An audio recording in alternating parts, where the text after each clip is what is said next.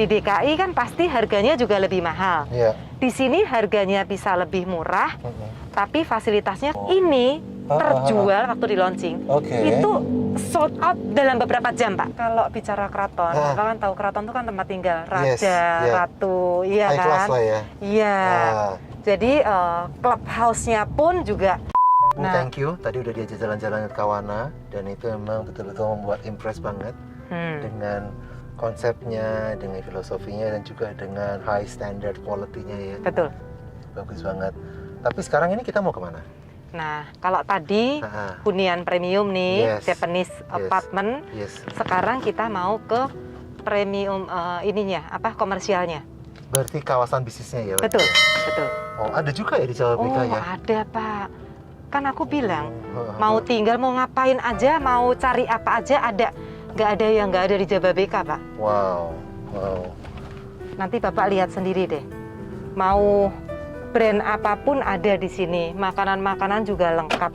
Makanan dari makanan Jepang, makanan Chinese, makanan Indonesia, mau nongkrong semuanya ada, Pak, di Jababeka.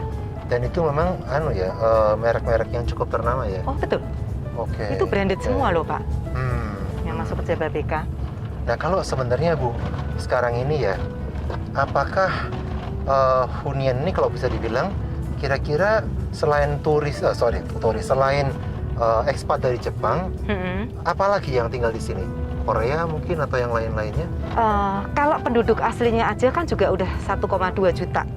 Udah mencapai 1,2 juta orang yang tinggal di Jababeka. Itu belum termasuk pekerja ya.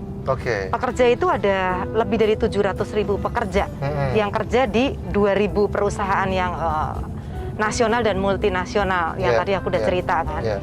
Nah, ekspatnya tuh udah lebih dari 10.000. Terus karena ada Presiden University, itu ada lebih dari 10.000 pelajar yang ada di Jababeka. Iya, jadi Bapak bisa bayangin kan, berapa tuh kalau siang tuh ada berapa orang yang ada di Jababeka gitu loh. Memang biasanya di sini industri apa aja Bu yang rata-rata yang masuk ke Jababeka ya? Oh, macam-macam, Pak. Macam-macam. Iya, industri macam-macam dari otomotif, manufacturing semuanya ada di sini. Pasti mereka rata-rata akan memang hidupnya dari kawasan ini ya? Iya, betul.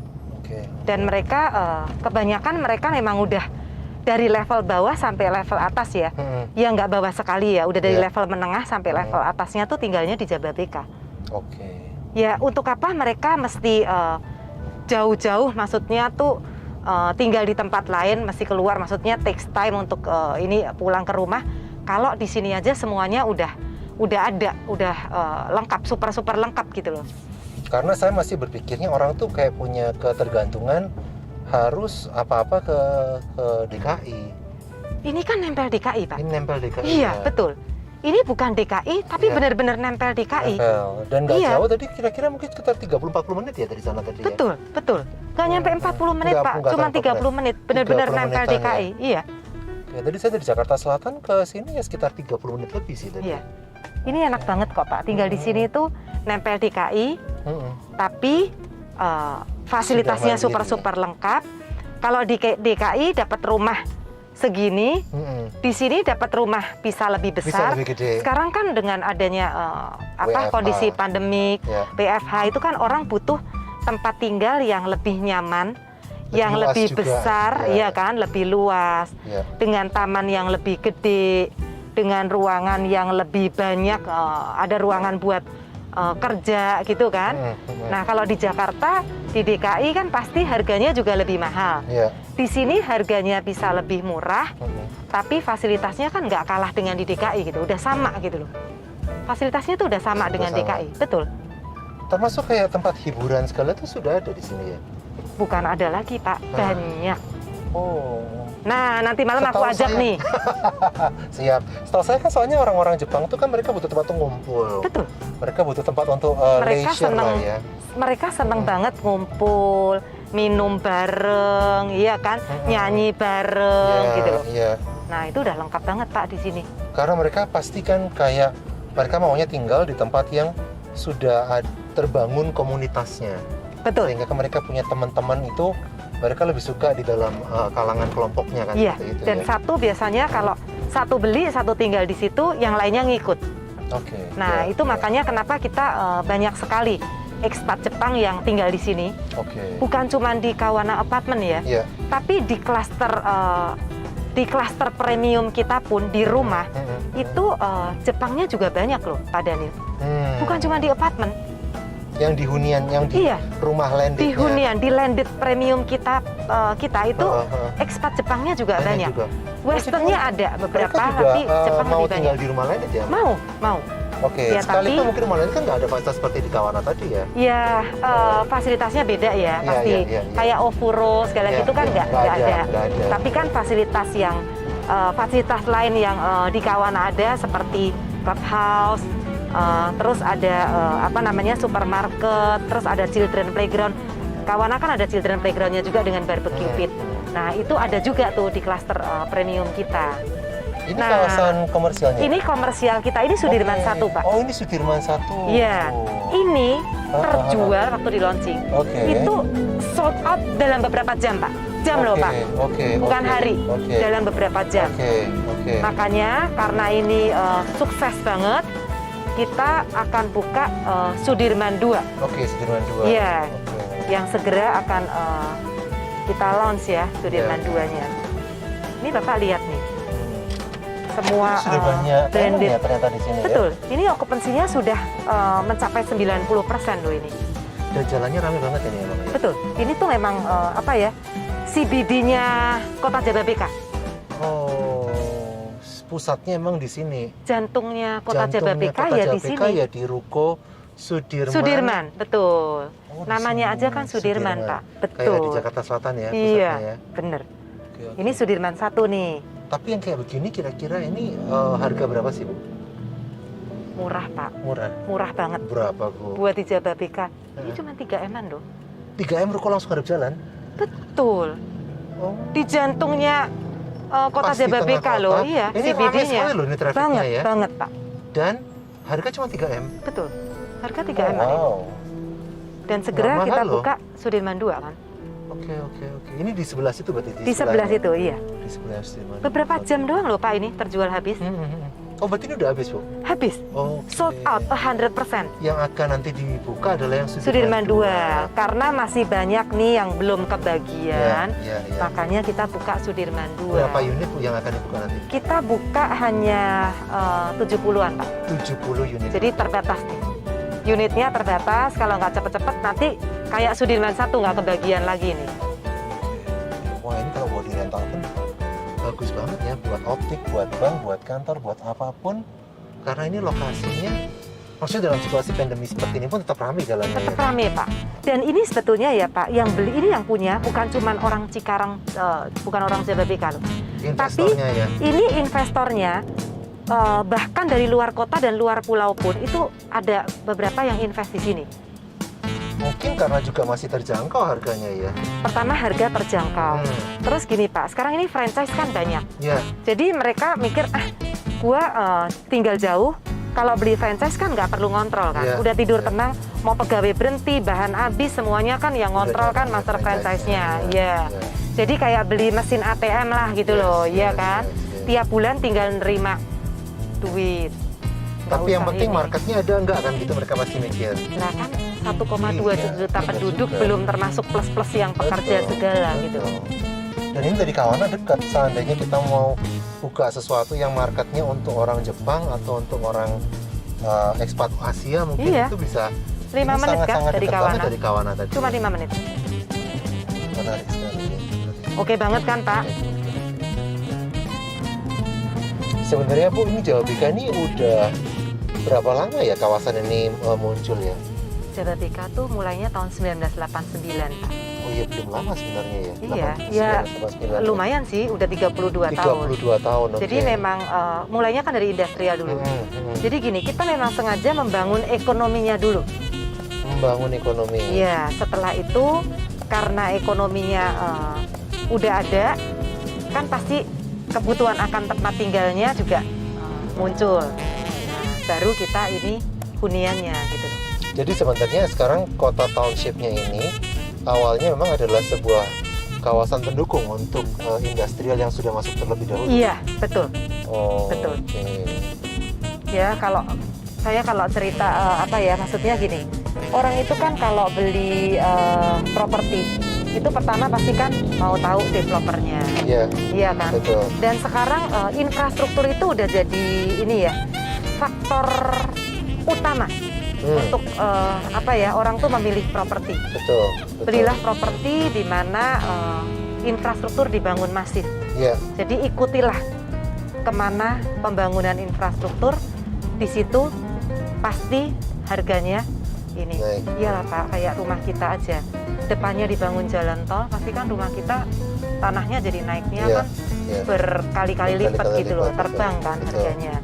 Nah, Jababeka ini nih lokasinya persis ada di tengah-tengah koridor timur Jakarta kan.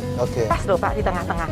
Bapak tahu kan koridor timur Jakarta kan memang lagi benar-benar dikembangkan hari-hari. Infrastrukturnya benar-benar dibangun masif kan.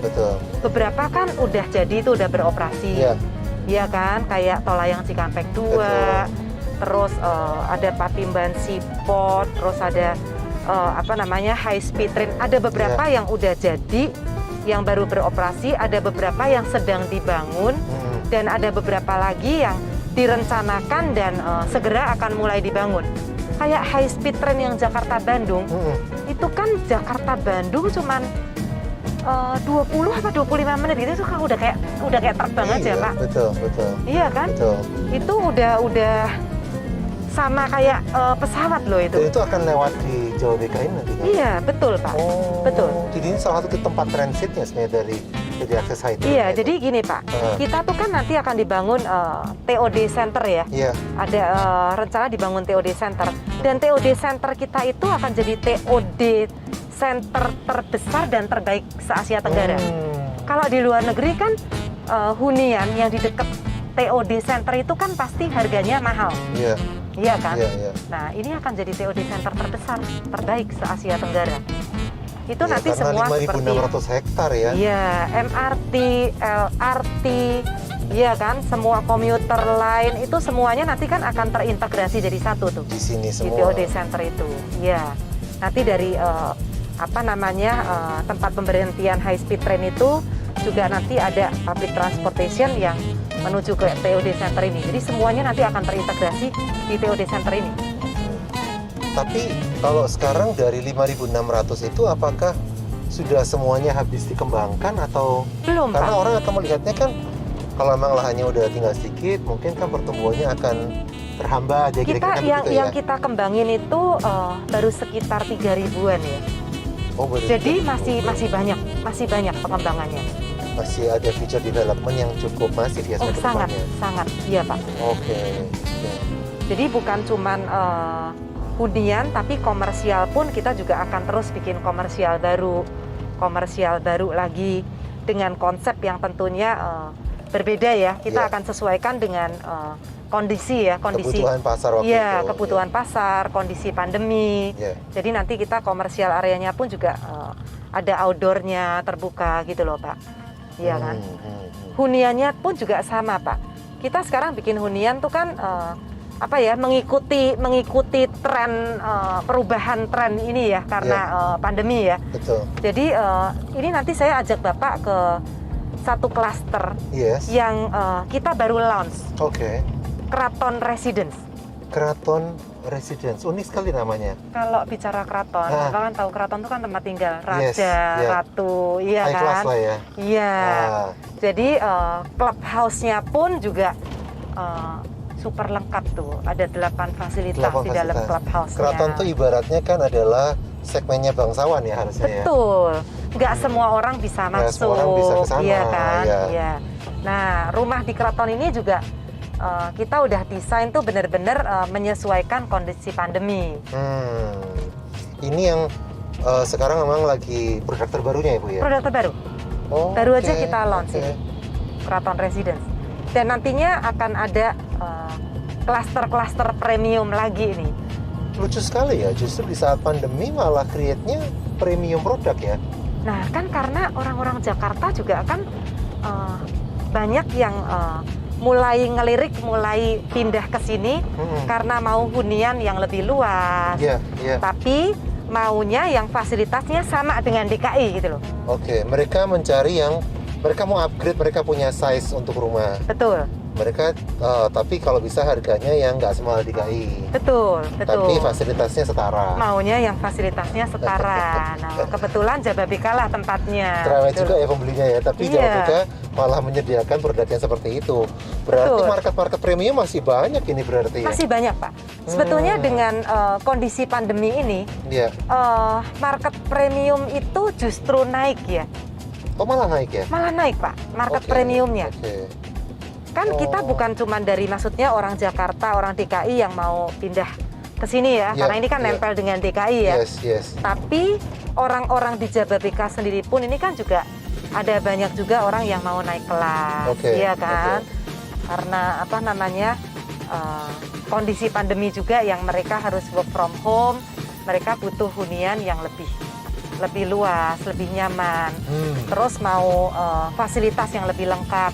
Nah ini kita kebetulan clubhouse kita ini memang clubhouse yang paling lengkap nih. Yang paling lengkap? Betul, di klaster Keraton ini. Kelasnya Keraton ya? Iya, jadi gymnya juga outdoor loh Pak. Gymnya, iya, kita kan biasanya gym tuh indoor ya. Iya.